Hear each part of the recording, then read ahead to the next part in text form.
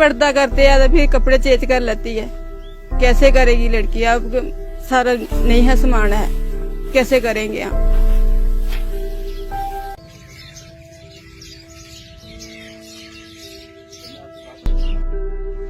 अभी मौत ही चाहता हूँ, जीना बेकार है।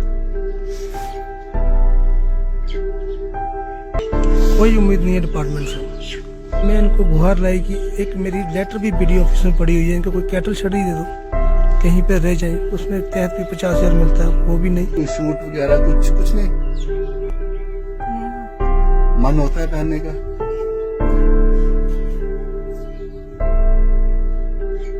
मांगते क्यों नहीं?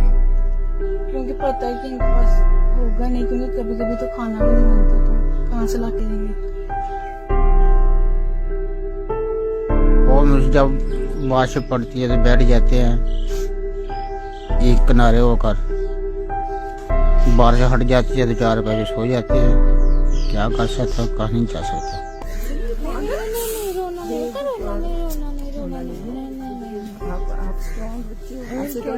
आपने हाँ अब तो इतने बुरे दिन आपने ऐसे निकाले, अब तो अच्छे दिन आए। पागल, ऐसे थोड़ी करना हम है ना।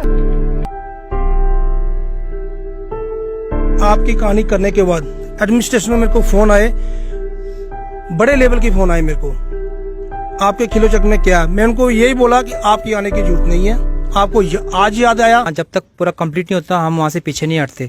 तो ये करके जाएंगे पूरा मकान बन के, बल्कि मकान की जब इनोग्रेशन करेंगे हम सबको बुलाएंगे, भाई बहन जो भी यहाँ वापिस आएंगे।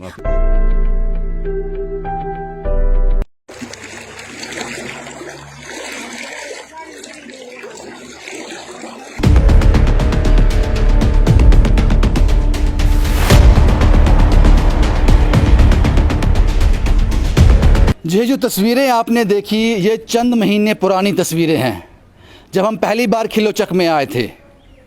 हालात क्या थे आपने देखे।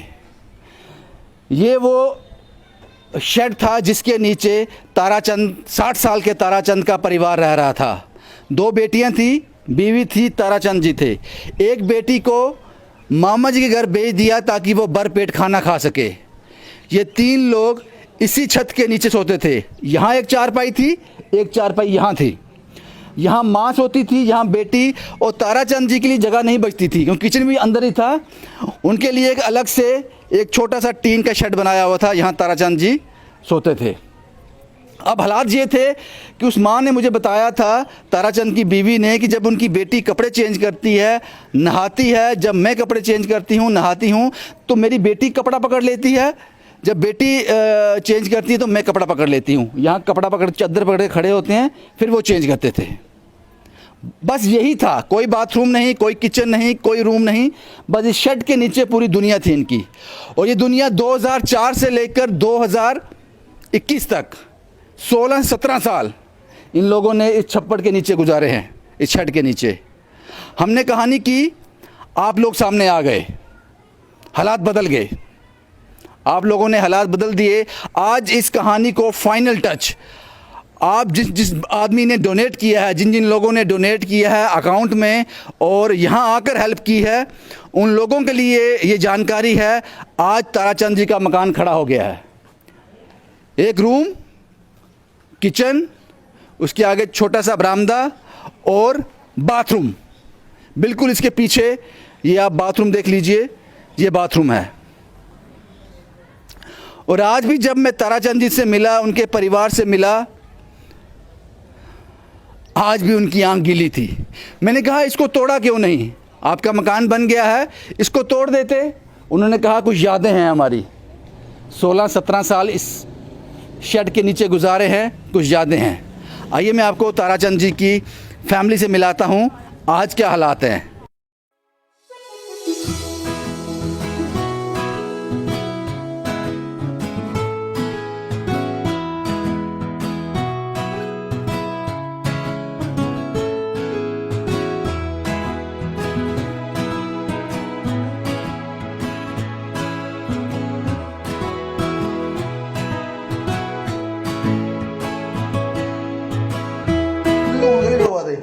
चलिए उस दिन वो दिन निकली है, सब ठीक हो गया। ਉਹ ਗੱਲਾਂ ਯਾਦ ਆਉਂਦੀਆਂ ਸਾਨੂੰ, ਚੇਤੇ ਆਉਂਦੇ ਨੇ। पुरानी गल्ला भूली जाओ, की चेते करने उसी हूँ। जी है तो इसे मैं कपड़ा ले गया थे ना दी प्रेस नहीं करेगा डांडो का तो हूँ शैल हुई है ना। सानू बहुत अच्छा है जिन्ना तुसे सानू छावा कीता है। नहीं नहीं नहीं, इतना नहीं आपको, ये ऊपर वाले ने गिरता, ऊपर वाले ने गिरता। अब बेटा आप ठीक है, सब बढ़िया है। आपको नहीं, आपने मुझे याद था, बोला था कि मैं सहेलियों को घर नहीं बुलाती, आप बुलाते हो? अब आते हैं घर में सहेलियाँ? कोई और दिक्कत तो नहीं है अभी? कोई दिक्कत नहीं है।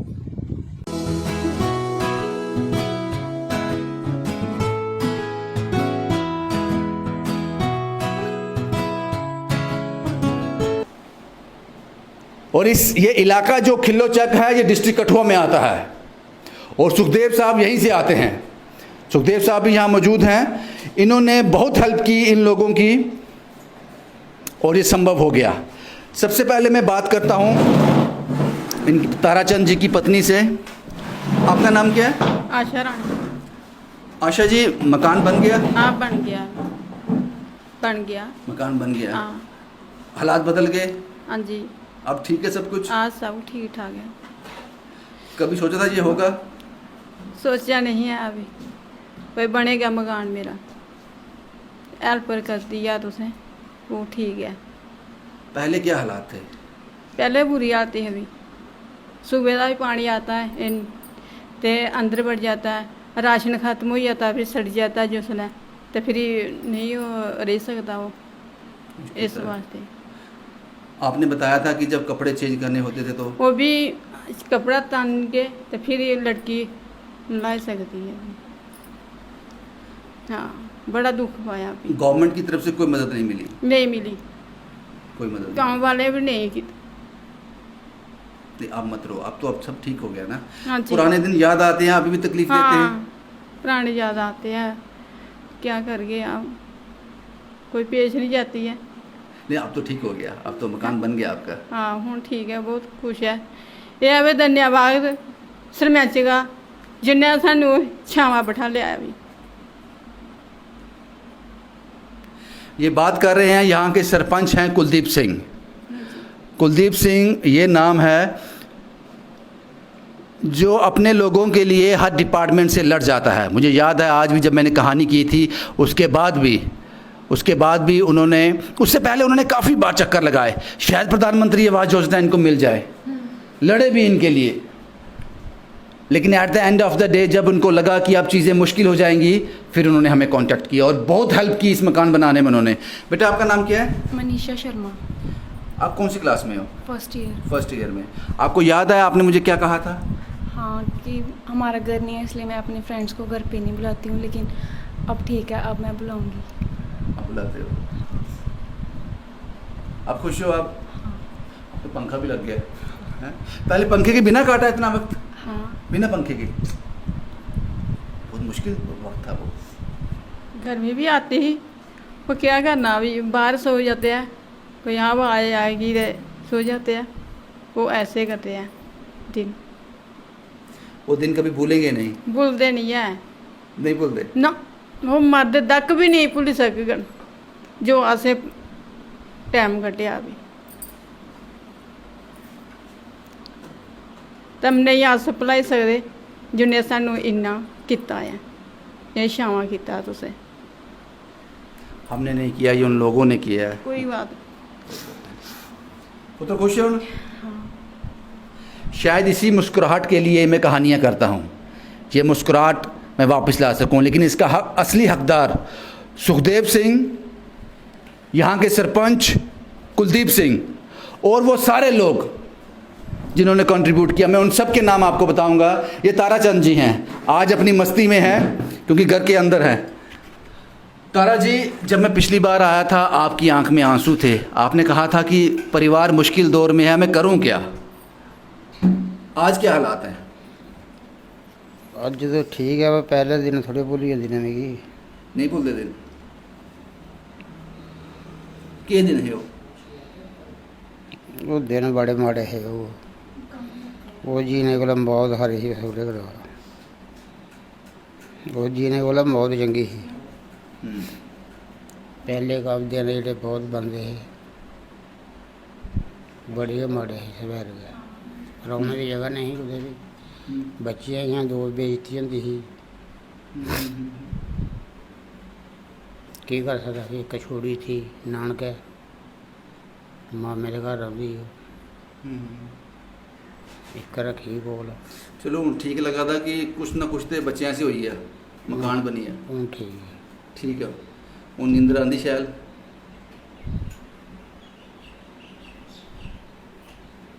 नींद तो आती है उन यादों का जो वक्त बीता है वो यादें नहीं भूलती वो दर्दनाक यादें आज भी ताराचंद जी की वाइफ आज भी उनकी आंख नम हो जाती है जब भी मैं उनसे पुराने दिनों की बात करता हूँ।